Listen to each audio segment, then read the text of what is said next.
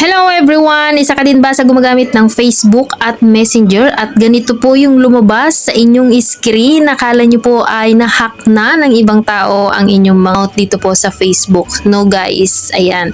Nagkaroon lang po ng technical issue ang ating Facebook kaya halos lahat po ng gumagamit ng Facebook Messenger ay apektado po. Hindi lang po sa Philippines or sa Middle East na din po guys. Huwag kayong mag-alala guys dahil may babalik din po ang ating account dito sa ating Facebook.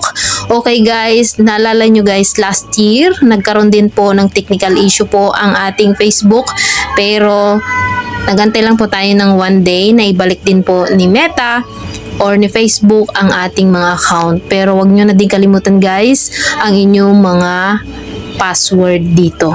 So magkakaroon lang to ng upgrade guys at aabangan natin yan. So yun lamang guys at sana nakatulong. Huwag kayong mag-alala.